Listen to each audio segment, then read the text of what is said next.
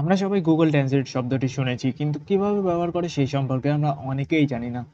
Google translate, যেখান থেকে আমরা আমাদের প্রয়োজনে যে কোনো ভাষা অনুবাদ করতে পারি। তো এর মাধ্যমে তোমরা তোমাদের প্রয়োজন অনুযায়ী পৃথিবীর যে কোনো ভাষা অনুবাদ করে নিজের ভাষায় নিয়ে আসতে পারবে।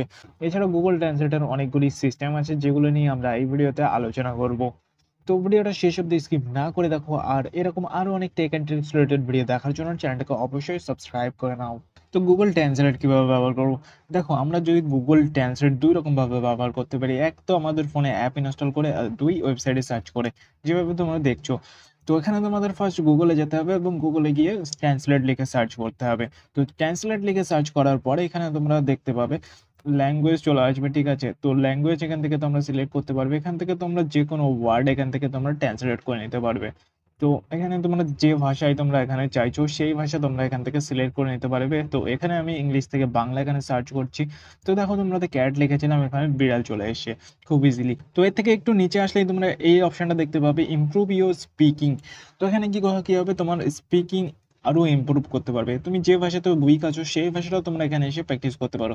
তো দেখো, এটার উপর ক্লিক করলে কি হবে, তো তোমার সামনে এরকম একটা ইন্টারফেস চলে আসবে এবং তোমাকে একটা ওয়ার্ড দিয়ে দেবে। তো সেই ওয়ার্ডটা দিয়ে তোমাকে একটা সেন্টেন্স বানাতে হবে। তো এখানে নিচে তোমরা ভয়েস দিয়ে তোমার সেন্টেন্সটা তুমি এখানে বলতে পারো, ঠিক আছে? ভয়েসের উপরে ক্লিক করে তুমি তোমার ভয়েসটা এখানে দিতে পারো, ইনপুট করতে পারো। যদি ঠিক হয় এখানে তোমাকে দেখিয়ে দেবে যে এটা সঠিক হয়েছে। তো এখানে তুমি যে কোনো ভাষায় এখানে প্র্যাকটিস করতে পারবে। তো এক কথায় বলা যায়, তোমরা এখানে এসে তোমরা কথা বলা প্র্যাকটিস করে নিতে পারবে। তো এর ঠিক নিচেই তোমরা দেখতে পাবে গুগল ট্রান্সলেট বলে অপশন পেয়ে যাবে। তো এই অপশনটাই হলো সেই মেন অপশন। তো এর মধ্যে তোমরা যে কোনো টেক্সট যে কোনো ভাষায় ট্রান্সলেট করতে পারবে। এখানে তোমরা ওপরে ফার্স্ট টেক্সট দেখতে পাবে, টেক্সটের অপশন দেখতে পাবে। তো এখানে তোমরা টেক্সট দিয়ে ট্রান্সলেট করতে পারো, কপি পেস্ট করে, ঠিক আছে? এর মধ্যে সব রকমের ভাষা আছে। তো এর ঠিক পরেই তোমরা একটা অপশন পেয়ে যাবে, ইমেজ।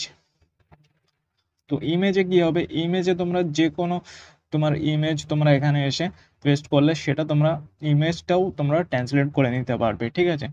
এরপরেই আছে ওয়েবসাইট। তো ওয়েবসাইটগুলো কীভাবে তোমরা ট্রান্সলেট করবে? দেখো, ওয়েবসাইটগুলো তোমরা এখান থেকেও ট্রান্সলেট করতে পারো, কিন্তু এর থেকে ভালো প্রসেস তোমাদেরকে আমি দেখিয়ে দিচ্ছি। তো দেখো, ওয়েবসাইটগুলো ট্রান্সলেট করার জন্য তোমাকে যেটা করতে হবে সেটা হলো, ফার্স্ট তোমাকে গুগলে যেতে হবে। তো গুগল থেকে বেটার হয় ক্রোমে গেলে। তো ক্রোমে তোমরা যেতে পারো। তো ক্রোমে যাওয়ার পরে পরে তোমরা যে কোনো একটা ওয়েবসাইট সার্চ করে নেবে, যা কিছু একটা লিখে সার্চ করে নেবে।